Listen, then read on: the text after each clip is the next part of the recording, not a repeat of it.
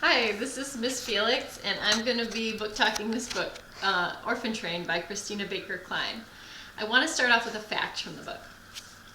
Between 1854 and 1929, so-called orphan trains transported more than 200,000 orphaned, abandoned, and homeless children from the coastal cities of the eastern United States to the Midwest for adoption, which often turned out to be indentured servitude. So I didn't know this fact before I read this book, and one of the things I really enjoyed about this book is it helped me to imagine what it would be like to be on the orphan train, to be a child who lost everything, was taken out of the place that I knew and put on a train to go across the country to a completely unfamiliar place. And then the thing that was so shocking to me is that they would just show up at towns and people would just come and claim the children with no background checks, little oversight.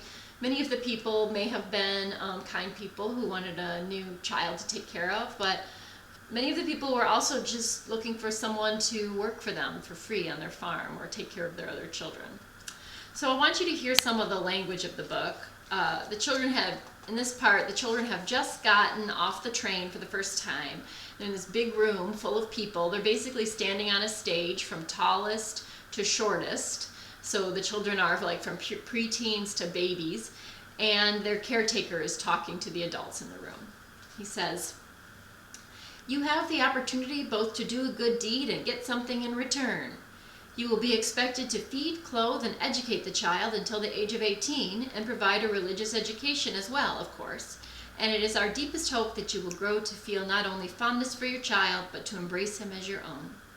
The child you select is yours for free," he adds, "on a 90-day trial, at which point, if you so choose, you may send him back."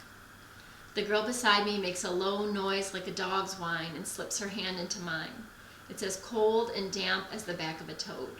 "Don't worry, we'll be all right," I begin, but she gives me a look of such desperation that my words trail off. As we watch people line up and begin to mount the steps to the stage, I feel like one of the cows in the agricultural show my granddad took me to in Kinvara. Another thing I liked about this book was that besides the historical story, there was another story of a modern day child in foster care woven in. So the chapters alternate between the 1920s and modern day. So this is Orphan Train by Christina Baker Kline. It is available in my classroom, room 106, and if you're interested, stop by and check it out.